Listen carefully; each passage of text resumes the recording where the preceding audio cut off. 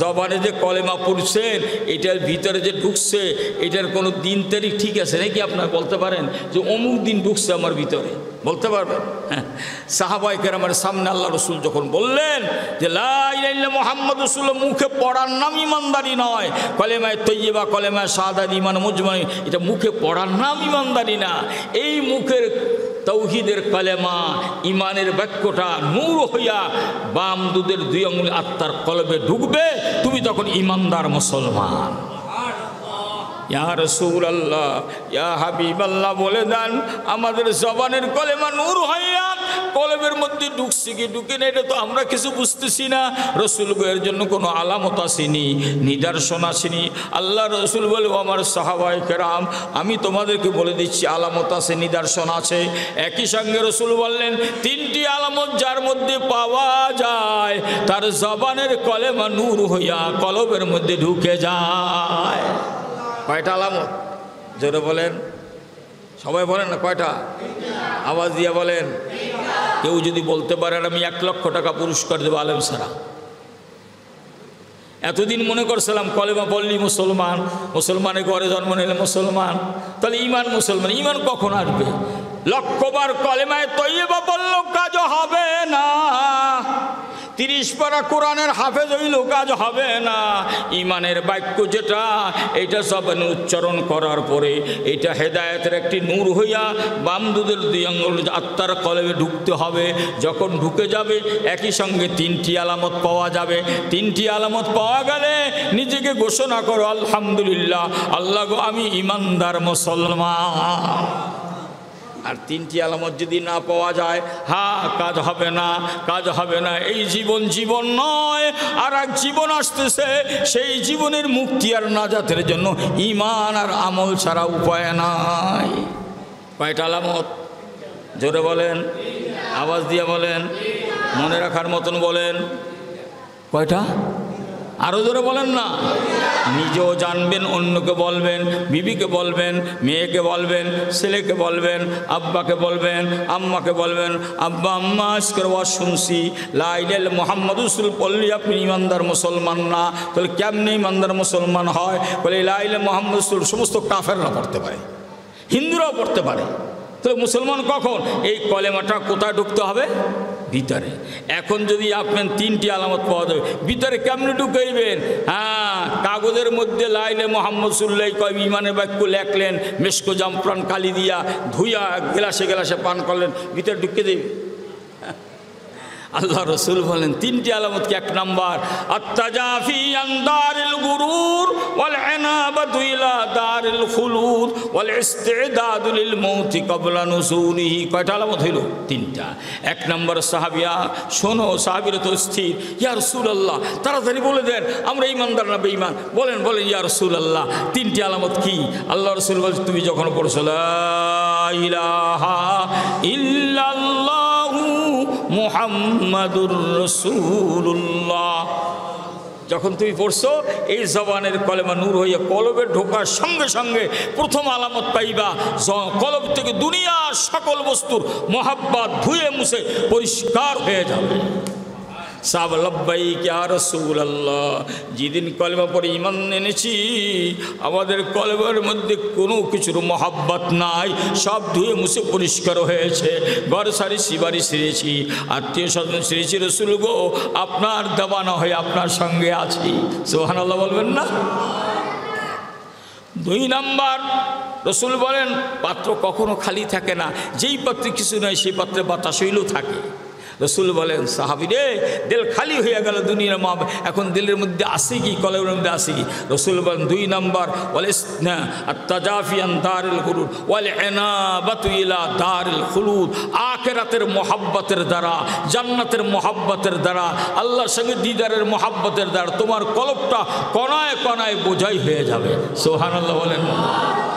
চলবে তারা দুনিয়া দিলের মধ্যে মাওলা পাকের মহাব্বত, আখেরাতের মহাব্বত। এই বাড়ি বাড়ি না, এই ঘর ঘর না, এই আওলাদ পদে কিছু না, আমার আসল বাড়ি জান্নাত, যাইতে হবে সেখানে। মুসাফির হার কুজা বাসদ ওতনরা ইয়াদ মিদারাত, মুসাফির হার কুজা বাসদ ওতনরা ইয়াদ মিদারাত। মুসাফির যেখানে যাক না, অত মন্ত্রের মধ্যে বাড়ির মহাব্বত আছে না নাই? দুনিয়াদার যারা, তারা যখন চলে বাড়ির মহাব্বত, আর ইমানদার যারা, তারা দুনিয়ায় চলে আখিরাতের মহাব্বত। সুবহানাল্লাহ। দুনিয়াদার বিদেশে যায়, পরবাসে যায়, চাকরি করে, অন্য শহরে যায়, চাকরি বাকরি করে টাকা পয়সা কোথায় পাঠায়?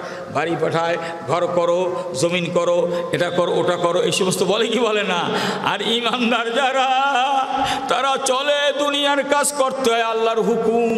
উদাহরণ যেভাবে আমি অনেক সময় দিয়ে থাকি, ক্ষেতের মধ্যে ধান, গম, শাকসবজির বেশি আমরা ফালাই কিনা? ফালাই না। কিন্তু ইমানদার যারা, তারা কয় আল্লাহ, আল্লাহ গো, দুনিয়ার খেত আবাদ করি দুনিয়ায় খাবার জন্য, আমার তো আখিরাত হইছে আসল বাড়ি, সেইখানের জন্য আমি কি আবাদ করব?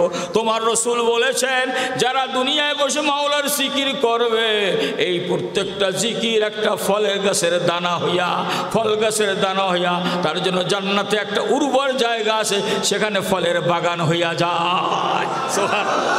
এখন বলে, আরে ধান খেতে ধান ফলায়, গম খেতে গম ফেলায়, শাকসবজির দানা ফলায়, আর কি বলে সুবহানাল্লাহ, সুবহানাল্লাহ, সুবহানাল্লাহ, সুবহানাল্লাহ, সুবহানাল্লাহ। মনে কত খুশি। হালাল রুজি দুনিয়ার জমিনে, আমার আখিরাতে জান্নাতে ফলের বাগান হইতেছে মাওলার জিকিরের দ্বারা। সুবহানাল্লাহ। আজও মনে পড়ে, আমি হাটাজারি মাদ্রাসায় পড়তাম, আমি যখন সাগরের পথে আসতাম, এই সন্দ্বীপ হইয়া হাতিয়া হইয়া আসতাম, বরিশালে শিপের মধ্যে আসতাম, হাতিয়া বা সন্দ্বীপে যখন এই জাহাজটা নঙ্গর করত, তখন দেখতাম সম্মানের মাঝিরা তীর থেকে মাল যাত্রীদেরকে নিয়ে এই শিপের মধ্যে দিয়ে যায়, শিপের থেকে যাত্রী আবার মাল নিয়ে তীরে চলে যায়। কিন্তু একটা সম্মানও দেখি নাই, যেই সম্মানের মাঝি দুই হাতে বইটা টানে আর পিঠে টানে, বলে লা ইলাহা ইল্লাল্লাহ, লা ইলাহা ইল্লাল্লাহ, লা ইলাহা ইল্লাল্লাহ, লা ইলাহা ইল্লাল্লাহ। আরে মাওলার যারা আশিক আর প্রেমিক, আখিরাতকে যারা বিশ্বাস করছে, রিক্সা চালায়, প্রত্যেকটা পেট্রোলের বই সঙ্গে সঙ্গে লা ইলাহা ইল্লাল্লাহ। আজও মনে পড়ে, বরগুনা আমি যাইতাম, বরগুনা আছে কিনা আমি জানি না, এক পাগলা ছিল, মোটর সাইকেল চালাইতো, আমি সবসময় তার মোটর সাইকেল উঠতাম, যেই মোটর সাইকেল চালাইতো, এমন একটা মুহূর্ত ছিল না যে জবানে মাওলার জিকির নাই। সুবহানাল্লাহ বলবেন না? এরা হচ্ছে আখিরাত কামাই করে। আখিরাত কামাই করার জন্য আলেম হওয়া লাগে না, পীর হওয়া লাগে না, দরবেশ হওয়া লাগে না, হাফেজ হওয়া লাগে না, কারি হওয়া লাগে না, যদি হয় শোনায় সোহাগা। কিন্তু আখিরাত কামাই করার জন্য হওয়া লাগবে ইমানদার। কি হওয়া লাগবে? ইমান। রাসূল বলে, তুমি যদি একটা এতিম বাচ্চার মাথার উপর হাত রাখো, তোমার হাতের নিচে যতটা চুল পড়বে, অতটা নেকি তোমার আমলনামায় জমা হয়ে যাবে। আপনার টাকা নাই, পয়সা নাই, এতিম বাচ্চাদের কাছে আনছেন, পিঠে হাত দিয়েছেন, বাবা তোর বাবার সঙ্গে আমার বড় মোহাব্বত, তোর বাবা বড় ভালো মানুষ ছিল, আমার কাছে তো কোনো টাকা পয়সা নাই, একটা চকলেট নেই। আপনার নিয়ত কি, আমি আস্তে আস্তে ওর মাথায় আটটা দিব, আর আমার আমলনামায় নেকি জমা হয়ে যায়। কি ভাই, এ আমল আছে না নাই? পড়ুন আমার সাথে সাথে, কুল হুয়াল্লাহু আহাদ, বিসমিল্লাহির রহমানির রহিম, কুল হুয়াল্লাহু আহাদ, আল্লাহুস সামাদ, লাম ইয়ালিদ ওয়া লাম ইউলাদ ওয়া লাম ইয়াকুল লাহু কুফুয়ান আহাদ। এই সূরা ইখলাস জানেন এমন করে মুসলমান মনে হয় নাই। নামাজি বলতেই সূরা ইখলাস জানে, শুদ্ধ জানে, তাই কি জানে না? রাসূল বলেন, একসঙ্গে যদি কেউ 10 বার সূরা ফাতিহা পাঠ করে, আল্লাহ পাক তার জন্য জান্নাতে একখান স্বর্ণের ঘর বানায়। হাফেজ সূরা ফাতিহা রয়েছেন, সূরা ইখলাসে রয়েছেন, এতে যে কত নেকি কামাই করতে পারেন। এটা তো সূরা ফাতিহার তালাওয়াত, এটা হচ্ছে আসমানি সমস্ত কিতাব তালাওয়াতের সমতুল্য সওয়াব পাওয়া যায়। তো আপনার আমি তো সব চাই না, দুনিয়ার টাকা পাইয়া ধনী হইতে চাই অন্যের হক নষ্ট করিয়া নিজে ধনী হইতে চায়, সুদ খাইয়া ধনী হইতে চায়, ঘুষ খাইয়া ধনী হইতে চায়। আসল বাড়ি জান্নাতে ধনী হওয়ার চেষ্টা যদি কারো থাকতো, আল্লাহ পাক তাকে আখিরাতের ধনী বানাইয়া দিতেন। কি ভাই কথা বুঝতেছেন? এই জন্য এই সব কিছু করে, আবার এই যারা করে এরা আবার মাওলার সঙ্গে কথা কয়। সুবহানাল্লাহ বলেন না? ও আমার বাপজি, পর্দানিশী মা ও বোনেরা, এ জীবনে যারা ইমানদার দুনিয়ায় বসে মাওলার সঙ্গে কথা বলতে পারবেন না, তাদের কথা হবে না মুহূর্তে, না হবে কবরে, না হবে হাসরে, না হবে মিজান পুলসিরাতে, পার হইয়া জান্নাতও যাইতে পারবে না, মাওলার দেখাও পাবে না, কথাও হবে না। যদি কথা বলতে হয় এই দুনিয়ায় বসে মাওলার সঙ্গে কথা বলার অভ্যাস করো। যদি অভ্যাস করো দেখবা দুনিয়ায় বন্ধুর সঙ্গে কথা বলতে বলতে রাত্র পোষায়া যায়, আর মাওলার যারা প্রেমিক তারা যখন কথা বলতে শুরু করে তাদের রাত্র পোষাইয়া যায়। যায় কি যায় না? মরহুম ইসহাক সাহেব রহমতুল্লাহ আলাইহি এই এখন 1 নম্বর মাঠে মাহফিল হয়, এই অগ্রাণের মাহফিল। আরও একটা মাঠে হয়, এই মাঠের মাঝখানে একটা বাড়ি ছিল, চতুর্দিকে ওয়াল ফিরানো। আমরা তখন ওয়াল ফিরানো বাড়ি দেখছি, পরে এই বাড়িটা মাদ্রাসা কিনিয়া ভাঙ্গিয়া মাঠ বানাইছে। যারা দেখছেন তো দেখছেন, না দেখলে তো শুনছেন, শুনতেন। হ্যাঁ, ওই যখন ওয়াল ভাঙ্গিয়া মানে মাঠ বানাইছে, আমরা ভিতরে দেখতেছি দৃশ্য কি দেখতেছি, একটা পুষ্কুনির পশ্চিম পারে ঘাটলার পশ্চিম দিকে কি আছে, ছোট্ট একটা ঘর।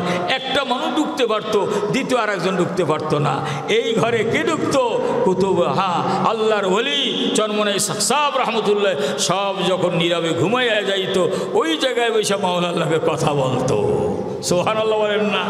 কথা বলেন, কথা বলেন, কথা বলবেন কেমন করিয়া?